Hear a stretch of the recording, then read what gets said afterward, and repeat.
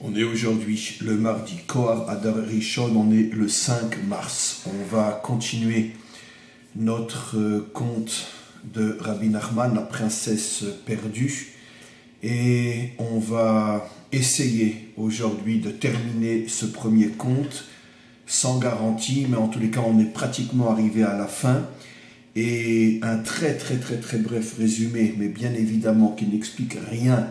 Il faut absolument réécouter les derniers cours pour pouvoir bien comprendre le cours d'aujourd'hui, mais en tous les cas, un bref résumé.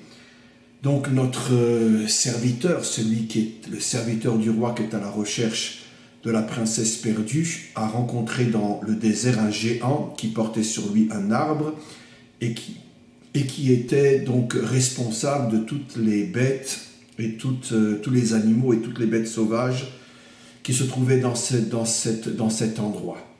Et ce géant a tout fait pour décourager le serviteur du roi de retrouver la princesse, non qu'il voulait volontairement l'empêcher de retrouver la princesse, pas du tout, absolument pas. Mais lui ne pouvait pas imaginer un seul instant qu'existait une montagne en or et avec à son sommet un château en diamant dans lequel la princesse serait captive. Et donc c'est pour ça qu'il a dit clairement et plusieurs fois au serviteur qu'il est complètement fou, il a perdu la raison, il cherche quelque chose d'absolument introuvable parce qu'inexistant. Et malgré tout le serviteur ne cède pas, il s'entête, il sait que ce château existe, puisqu'il sait que la princesse est capturée dans ce château, et il sait, parce que la princesse elle-même lui a laissé ce message, comme quoi elle se trouvait dans un château en diamant, en pierres précieuses, au sommet d'une montagne en or. Et donc il s'entête, il ne se laisse pas décourager, le géant fait venir tous les animaux qui sillonnent toute la région, et tous lui disent non, on n'a jamais entendu parler d'un endroit pareil. Alors dans le dernier cours, on a expliqué le point le plus important, c'est qu'en vérité ce géant qui porte un arbre gigantesque sur ses épaules fait allusion aux géants de la Torah, mais des géants qui sont de véritables géants, qui sont de véritables justes, mais qui s'intéressent, qui consacrent toute leur vie à une partie uniquement de la Torah, et passe d'une certaine manière complètement à côté de l'essentiel qui est de retrouver la princesse perdue, de ramener ce monde au maître du monde, de dévoiler sa royauté dans ce monde.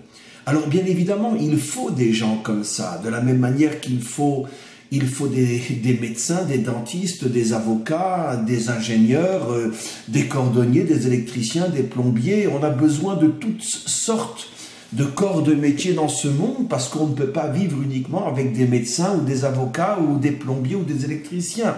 De la même manière, dans la Torah, on a besoin de maîtres qui se spécialisent dans un domaine particulier. Certains vont se spécialiser dans l'étude et l'enseignement de la loi, d'autres dans l'étude et l'enseignement du travail sur soi pour dominer toute la partie animale qui est dans l'homme et finalement affaiblir jusqu'à faire disparaître nos défauts qui proviennent tous de l'animalité en l'homme et renforcer et dévoiler nos qualités qui sont la véritable dimension humaine. Tous ces maîtres qui chacun choisissent une partie de la Torah et y consacrent leur vie sont indispensables. Mais le problème, c'est que la majorité des maîtres dans toutes les générations se concentre et se consacre à une partie de la Torah, mais très rares sont ceux qui vont se consacrer à l'essentiel, retrouver la princesse perdue, c'est-à-dire réparer le monde et le ramener à son créateur. Il y en a bien sûr dans toutes les générations, mais on les compte sur le premier doigt de la main. Et ils sont très rares, et généralement ils sont très critiqués parce que la grande majorité des maîtres ne s'intéressent pas véritablement à ce problème et les considèrent comme des marginaux, comme des gens dont il faut se méfier parce qu'ils cherchent quelque chose d'invraisemblable, de complètement fou. et personne ne les prend vraiment au sérieux. Comme je l'ai expliqué dans mon dernier cours, tous les grands d'Israël qui ont cherché la princesse perdue, comme Rabbi Shimon Bar Yochai, comme le Ari Akadosh, comme le Baal Shem Tov, et jusque dans notre génération, ont toujours été très très seuls, très isolés, généralement critiqués, poursuivis, parce que l'établissement, lui, va dans une direction très très différente et ne supporte pas ces maîtres authentiques qui se mettent complètement en marge de la pensée, on pourrait dire officielle, qui est celle représentée par la majorité dans chaque génération. Et donc, c'est exactement ce qui se passe avec ce géant, qui est un géant dans la Torah. Comme je l'ai expliqué, l'arbre, c'est la Torah, et lui, sa spécialité, c'est de travailler sur l'animalité qu'il y a dans l'homme et de construire l'homme avec ses qualités. C'est extraordinaire, c'est fabuleux, c'est magnifique. Heureusement qu'il y ait des maîtres comme ça. Le problème, c'est que ces maîtres-là ne veulent pas avouer, ne veulent pas admettre qu'ils ne représentent qu'une partie de la Torah. Et cette partie est très, très, très, très loin de l'essentiel de la Torah, qui est de retrouver la princesse perdue. Et quand vient un juif qui lui dit « Moi, je cherche la princesse perdue », il lui dit « Mais tu es complètement fou, mais tu perds ton temps. Il n'y a ni princesse, ni perdue, ni château en or, ni forteresse en diamant, mais tu es complètement fou. » Heureusement que le serviteur, lui, s'entête, jusqu'à ce que finalement, regardons la suite de l'histoire. À Marlo, alors le géant lui dit « Bon, puisque je vois que véritablement tu veux absolument retrouver cette princesse qui est le fruit de ton fantasme, sache que un peu plus loin, même beaucoup plus loin dans le désert, j'ai mon frère qui lui aussi est un géant, et lui, sa spécialité, c'est qu'il est responsable de tous les oiseaux de la région. Peut-être que lui, il pourra te donner une réponse en faisant parler ces oiseaux, parce que comme eux, ils volent très très très haut, peut-être que en bas, on ne voit rien, mais en haut, on verra peut-être cette montagne et ce château. Peut-être qu'ils ont vu, eux, les oiseaux, la montagne et la forteresse. Va vers lui et dis-lui que c'est moi qui t'envoie. À nouveau, notre serviteur repart et cherche le frère de nombreuses années. C'est toute l'histoire qui défile, et encore, et encore, et encore, et encore, toutes les générations, où finalement la majorité ne cherche rien, et il n'y a qu'un fou ou deux dans la génération qui cherche la vérité vraie. Et enfin, il trouve le frère, qui lui aussi est un géant. Et lui aussi, il porte sur ses épaules un arbre immense, c'est-à-dire, il trouve un deuxième géant dans la Torah. Et il lui demande, voilà, il lui raconte toute l'histoire. Il lui dit, c'est ton frère qui m'a envoyé vers toi. Et tout de suite, quand il entend cette histoire, le deuxième géant, tout de suite le repousse. Il lui dit, mais t'es fou, mais tu cherches quelque chose qui n'existe pas. Et malgré tout, notre serviteur s'entête. Le même phénomène, encore un géant de la Torah, mais qui lui aussi est un géant dans une partie, dans un domaine particulier de la Torah. Et il s'imagine qu'il représente toute la Torah. Et il n'est même pas conscient qu'en vérité, que l'essentiel, le but véritable de la Torah, il ne le connaît même pas. Et il passe complètement à côté. Alors c'est quoi, bien sûr, le décodage de ce géant qui, lui, est préposé sur les oiseaux? Alors le premier, on a expliqué, c'est ceux qui se consacrent essentiellement à travailler sur les défauts bestiaux, animaux de l'homme et dévoiler, développer les qualités de l'homme. Les oiseaux, c'est quelque chose qui va dans le ciel. Donc, évidemment, on a compris. Ce sont des maîtres qui incarnent quelque chose de beaucoup plus spirituel, de beaucoup plus élevé, de beaucoup plus haut. On pourrait dire, sans se tromper, que le premier incarne surtout les maîtres qui consacrent toute leur vie, finalement, à la loi, parce que c'est Et c'est vrai, c'est indéniable, c'est incontournable que lorsque l'on respecte la loi dans les moindres détails, on travaille énormément sur son animalité, sur sa bestialité, parce que la loi nous règle, la loi nous apprend à vivre avec des devoirs, avec des obligations, et c'est la force la plus importante pour lutter contre la bestialité, l'animalité en nous, qui ne veut que jouir, que profiter, que le culte de l'ego, et moi, et moi, et moi. Et la loi nous règle et nous apprend 24 heures sur 24 à ne pas faire uniquement ce qui nous fait plaisir, ce qui nous fait du bien. On n'est pas là uniquement pour s'éclater, on a des devoirs, des responsabilités. Le deuxième, lui, représente donc encore une fois les oiseaux, c'est-à-dire une autre dimension dans la Torah, beaucoup plus élevée, qui nous permet finalement de ressentir au-delà de la loi que la Torah n'est pas uniquement qu'est-ce que je fais, qu'est-ce que je ne fais pas, mais la Torah c'est aussi quelque chose qui me permet de m'élever, de ressentir que ce monde n'est pas que ce que je vois, que ce que je comprends, que ce que je ressens, qu'il y a d'autres dimensions beaucoup plus élevées, des mondes cachés, des dimensions cachées. C'est toute la dimension, on pourrait dire, beaucoup plus spirituelle, beaucoup plus mystique de la Torah.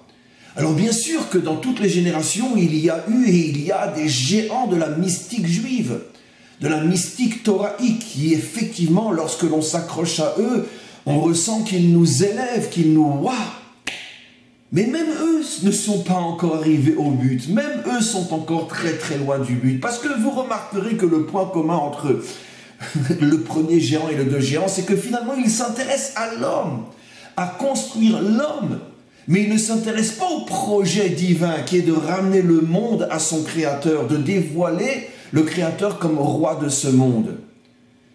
C'est d'une certaine manière, encore une fois, excusez-moi l'expression, elle est exagérée, mais je le fais exprès, un petit peu aussi le culte de l'ego, mais sur le plan spirituel. Il ne s'agit pas du culte de l'ego dans le sens et moi, et moi, et moi, bien évidemment. Mais c'est la construction de l'homme. Très bien, c'est très bien de construire l'homme, c'est indispensable. Mais d'un autre côté, tu es sûr que c'est le seul projet dont parle la Torah? Donc le deuxième apparemment est quelqu'un de plus grand que le premier, parce qu'il est un homme très mystique, très spirituel. Mais lui aussi, quand il entend le serviteur parler de la princesse perdue, c'est-à-dire ramener le monde à Hachem, il dit « mais t'es complètement fou !» C'est pas pour ça qu'on a reçu la Torah, c'est pas le projet de chacun d'entre nous. Ah oui, c'est vrai, il est dit dans les versets, en ce jour, Dieu sera un et il sera roi sur toute la terre. Bien, d'accord, en ce jour, quand le Mashiach viendra, mais aujourd'hui, ni toi ni moi, on est le Mashiach, c'est pas notre priorité, c'est pas notre préoccupation. Voilà le grand problème des enseignants de Torah dans toutes les générations, c'est que finalement, ils laissent l'essentiel au Mashiach, comme si nous, on n'avait rien à faire, rien à préparer. Et ici, Rabbi Nachman nous enseigne tout le contraire. C'est le devoir de chaque homme, de chaque femme, de comprendre que la Torah lui demande d'apporter sa propre pierre dans, finalement, le dévoilement final, où tout le monde comprendra que c'est Hachem qui a créé ce monde, qu'il l'a toujours dirigé, même si on ne comprenait pas comment, tout deviendra clair et tout le monde reconnaîtra sa royauté. Et ça, malheureusement, ce n'est enseigné nulle part. On te dit encore une fois comment manger kasher, comment faire Shabbat, comment être un bon juif, mais on ne t'enseigne pas qu'est-ce que tu dois faire pour ramener la royauté à Hachem, pour trouver la princesse perdue. Et même si tu es un géant dans la mystique juive, on ne te l'enseigne pas ça. On continue.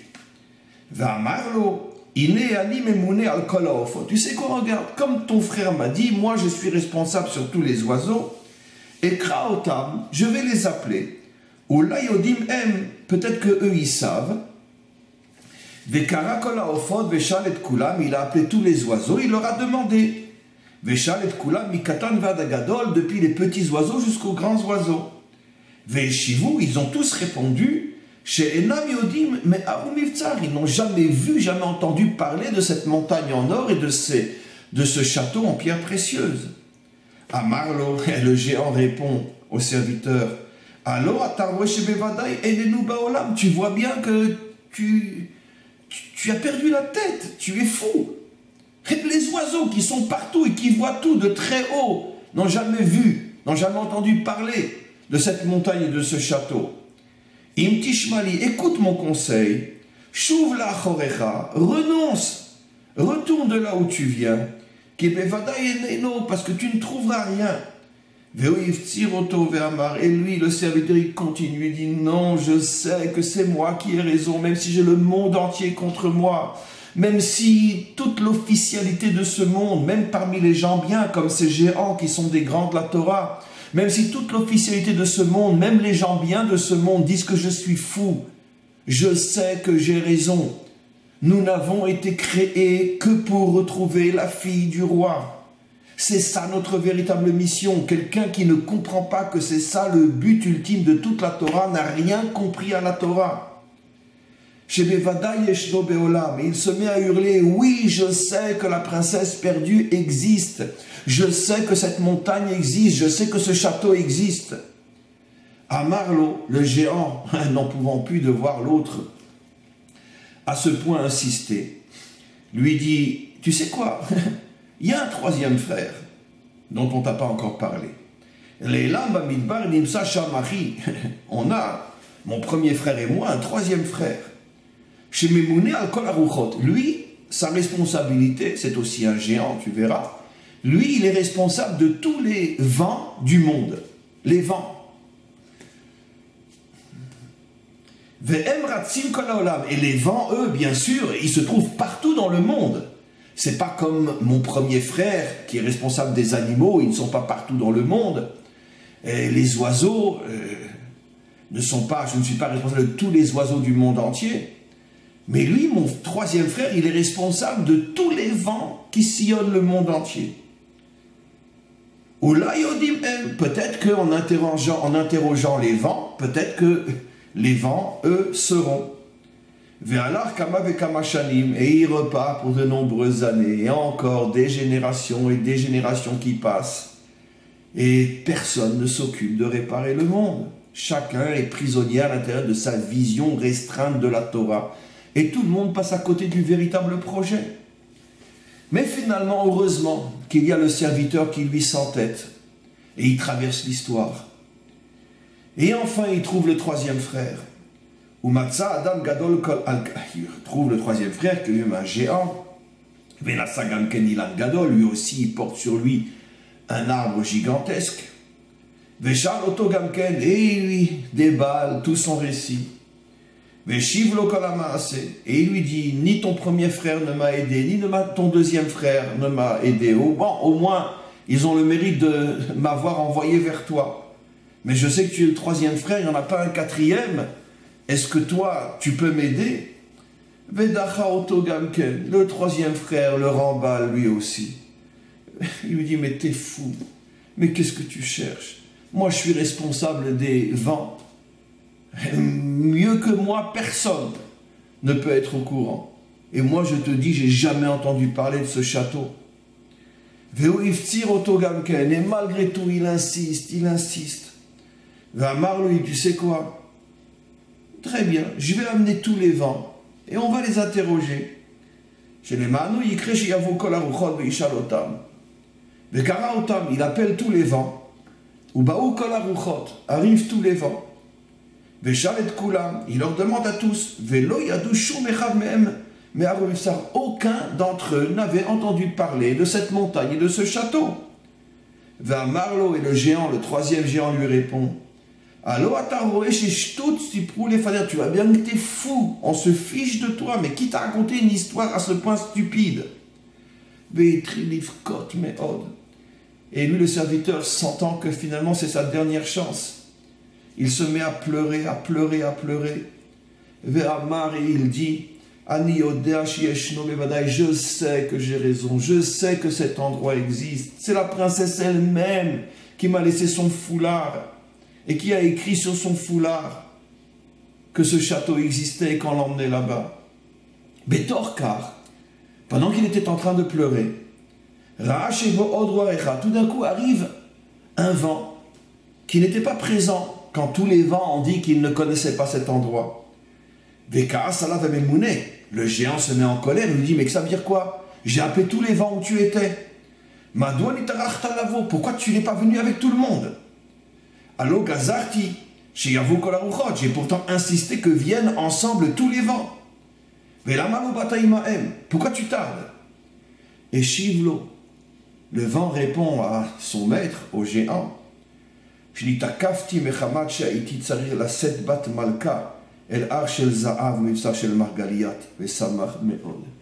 Il dit, j'ai tardé parce que j'étais pris pour amener une princesse sur une montagne en or, au sommet de laquelle se trouve un château en pierre précieuse, et je l'ai porté sur moi et je l'ai amené jusqu'à cet endroit. Ça a pris énormément de temps, mais c'est pour ça que j'ai tardé. Et le serviteur, quand il entend ça, il explose dans une joie inimaginable. Et il dit, ça y est, enfin, enfin, enfin, enfin, enfin. Enfin. Voilà, quand on ne se désespère pas, quand on continue à croire, malgré le fait que le monde entier te traite de dingue, te traite de fou, te traite de débile, lorsque tu es critiqué, lorsque tu es pourchassé, lorsque tu vis une solitude tellement, tellement, tellement difficile à vivre parce que personne n'est prêt à te suivre, mais tu sais que c'est toi qui as raison. Finalement, après des épreuves et des épreuves et des épreuves, tu finis par atteindre ton but. Enfin, il a la preuve qu'il n'a pas cherché en vain. Il a la preuve qu'il n'était pas fou. Et il va la retrouver, la fille du roi. Alors essayons de décoder un petit peu. L'histoire n'est pas finie, elle est presque finie, il ne reste que quelques lignes. Mais finalement, les quelques lignes qui restent, on les expliquera dans le prochain et dernier cours sur ce conte. On a terminé le conte pratiquement. Alors bien sûr, c'est qui ce troisième géant? Ce troisième géant qui est Mémouné, qui est responsable des vents. Alors, bon, j'ai traduit en français, mais ça détruit tout. En hébreu, c'est Ruach. Ruach, c'est le souffle. On dit en hébreu Ruach HaKodesh, le souffle saint. C'est-à-dire, c'est dans toute la Torah écrite et orale, c'est d'une certaine manière le souffle spirituel qui rentre entre autres dans les prophètes et qui leur permet de prophétiser, et qui rentre aussi dans les très très très grands maîtres d'Israël qui ont ce qu'on appelle le Ruach HaKodesh, le souffle saint. Ça fait allusion à des maîtres d'une dimension inimaginable, des très très très très grandes sadikim, très très très grands justes. Jusqu'à présent, on a parlé de géants qui étaient des grands maîtres de la Torah, des maîtres authentiques, malheureusement enfermés dans leur vision restreinte de la Torah, mais des maîtres authentiques malgré tout. Ici, on parle d'un géant qui a une dimension qui dépasse les deux premiers. C'est-à-dire, c'est déjà un homme qui a le Ruach HaKodesh. Le Ruach HaKodesh, c'est-à-dire, encore une fois, le souffle saint, l'esprit saint, il est directement connecté au maître du monde. Ce Ruach-là ne provient que d'Hachem. Le prophète ne se met pas à se prophétiser, ne se met pas à prophétiser comme ça. De même, les grands maîtres d'Israël qui ont des inspirations que eux-mêmes ressentent que c'est quelque chose qu'on leur révèle d'en haut. Il semble qu'ils ne sont que le réceptacle d'un souffle qui vient du maître du monde. Des maîtres comme ça, il y en a 2, 3, 1 par génération. Et ce qui est absolument incroyable, inimaginable, c'est que Rabbi Nachman a le courage de nous révéler que même au niveau de ces maîtres-là, parfois, ils n'ont pas encore atteint le véritable but, la véritable mission. Même si ce sont des maîtres inimaginables.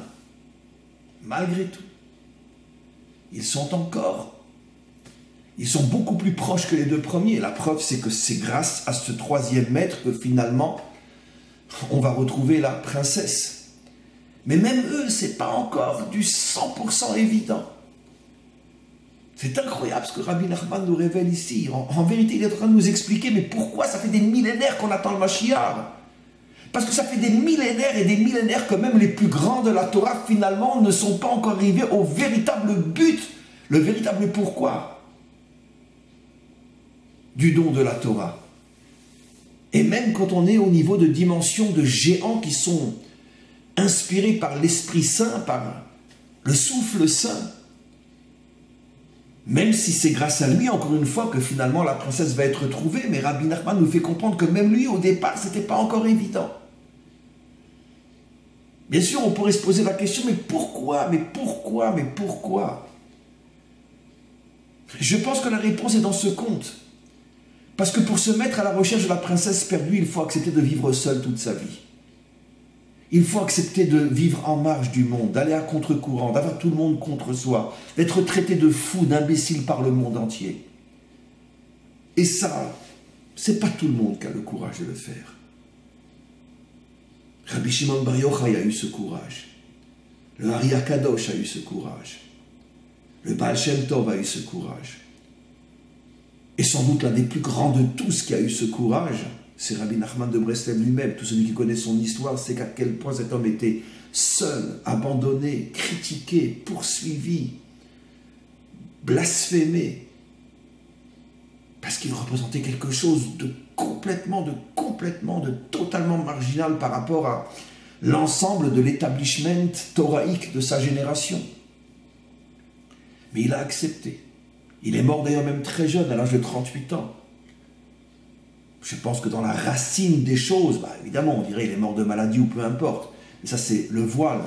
Dans la racine des choses, je pense qu'il est mort épuisé de solitude, de critique, d'humiliation. Sans doute dans la racine des choses, c'est pas évident d'être à la recherche de la vérité, d'être traité de fou par le monde entier. C'est pas évident. À 38 ans, il est mort. Le Ari Akadosh aussi est mort à 38 ans. C'est pas évident. C'est beaucoup plus simple de rentrer dans le système, même dans le bon système des maîtres d'Israël, mais être comme tout le monde. Tu rentres dans une catégorie, tu mets une étiquette, voilà, je suis ci, je suis ça, voilà quel est mon maître, je suis le courant. Et c'est beaucoup plus facile. Parce que tu te sens en sécurité. Tu appartiens à un groupe, tu appartiens à une mouvance. Mais être seul, c'est trop difficile. C'est pour ça que ça fait des millénaires qu'on attend la venue du Mashiach. Parce que personne n'a le courage véritablement d'œuvrer à le faire venir. C'est pas évident. Et donc ce troisième géant, encore une fois, fait allusion à des maîtres d'une dimension inimaginable. Encore une fois, c'est grâce à ces maîtres qui ont le roi, qui ont le souffle divin, que finalement on retrouvera la fille du roi. Mais même chez eux, c'est pas toujours évident dès le départ qu'on va trouver quelqu'un qui a compris dès le départ que la véritable mission, c'est de retrouver la fille du roi. Parce que ce souffle, cette inspiration qui me permet de comprendre le but véritable de l'existence, cette inspiration, il faut des mérites inimaginables pour l'avoir. Inimaginables. Qui dépassent même l'entendement. Parce qu'il faut un courage inimaginable pour arriver à ce niveau-là. À un autre niveau, je voudrais compléter l'explication. Le souffle fait allusion, bien sûr, à la vie. Parce que on ne vit que de sa propre respiration. Ça fait allusion à un niveau de Torah extrêmement haut, où l'homme est arrivé à une telle connexion, à une telle fusion avec la Torah qu'elle est pour lui sa propre vie. Ça veut dire que s'il devait s'arrêter d'étudier la Torah, il en mourrait. Il préférait mourir plutôt que de ne plus étudier et vivre connecté à la Torah. La Torah est devenue son souffle. On peut rester sans manger, sans boire pendant de nombreuses heures. On ne peut pas rester sans respirer plus que 2 ou 3 minutes. Ça fait donc allusion à des maîtres qui sont à un niveau tel que finalement la Torah est devenue leur vie. Ils vivent de la Torah. C'est pour ça que la Torah est appelée Etz Chaim, l'arbre de vie. Torah Chaim, une Torah de vie. Ce sont uniquement ces maîtres qui pourront nous amener à la princesse perdue. Des maîtres qui sont arrivés à comprendre que la Torah, c'est leur vie. et que sans elle, ils ne sont plus rien, ils n'existent plus, ils sont morts. Et ça, c'est pas un niveau que tellement évident. Pour arriver à fusionner avec la Torah à un tel point qu'elle devient ton souffle de vie, c'est déjà des maîtres d'un niveau inimaginable. Et c'est ce genre de maître qui finalement arrive à aider le serviteur à retrouver la princesse. Mais même chez eux, encore une fois, c'était pas évident dès le départ. Alors, finalement, pour conclure le cours d'aujourd'hui, on terminera, il y a un petit passage qui reste encore. Comment finalement il va retrouver, il y a des secrets inimaginables dans les retrouvailles elles-mêmes. On comprend de là quelque chose d'extraordinaire. Je l'ai déjà dit, je le répète. Chacun d'entre nous doit comprendre que tous les aspects et toutes les parties de la Torah sont indispensables. Mais chacun d'entre nous doit comprendre que rares, très rares, pratiquement introuvables sont ceux qui ont la vraie Torah. Il y a énormément de spécialistes et de spécialités dans le monde de la Torah. Un tel est un géant dans un domaine, un tel est un géant dans un autre domaine. Mais qui est celui qui est le véritable serviteur du roi? Alors évidemment, chacun va dire que son maître, c'est lui le vrai serviteur du roi. C'est évident. Mais le vrai serviteur du roi, il est facile à repérer. C'est celui qui est complètement en marge de tous les systèmes existants. Celui qui est seul, celui que personne ne suit vraiment, celui qui est surtout très critiqué, traité de fou, celui qui refuse de toutes ses forces de rentrer dans un système quel qu'il soit. C'est celui le véritable serviteur du roi. Et c'est celui-là qui retrouvera la princesse perdue. Alors je sais que la plupart de ceux qui m'écoutent se disent « mais nous on n'y arrivera jamais ». Chacun à son niveau, mes amis, peut y arriver, ne serait-ce que grand comme l'épaisseur d'un cheveu. En ayant malgré tout un minimum de bon sens, en se disant que tant que finalement le monde n'est pas réparé, c'est bien la preuve que la Torah n'est pas encore la vraie Torah. Parce que le jour où la vraie Torah se dévoilera, le monde sera réparé. Et donc, même si c'est évident que la plupart d'entre nous ont besoin de rentrer dans un système, de suivre quelqu'un, malgré tout avoir un minimum de bon sens et de se dire que très bien, je rentre dans un système, très bien, je suis l'élève de quelqu'un et je vais d'après ce que mon maître me dira. Mais se méfier de l'idolâtrie. L'idolâtrie, c'est quand je fais de mon maître un absolu, lorsque je fais du système dans lequel je suis un absolu, lorsque je pense qu'il n'y a que lui et que le système dans lequel je suis rentré. Et c'est ce qui, bien sûr, entraîne après toutes les disputes et toutes les rivalités entre les différents systèmes, les différentes tendances, jusque les guerres entre les peuples. Et voilà. Très bien, je ne me sens pas la force de vivre seul. Je ne me sens pas la force d'être un marginal. J'ai besoin de me sentir sécurisé en rentrant dans un système. Mais je ne deviens pas un idolâtre. Mon maître, ce n'est qu'un homme. Ses enseignements, c'est certainement pas encore la Torah de la délivrance, sinon le monde aurait déjà été réparé.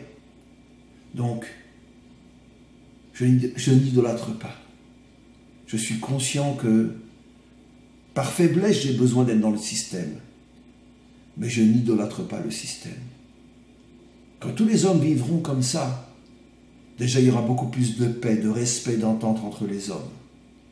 Et finalement, c'est ce qui permettra sans doute le dévoilement du serviteur du roi, qui lui aura traversé l'histoire en étant seul, profondément seul, dans chaque génération. Mais finalement, c'est lui qui ramènera la princesse perdue.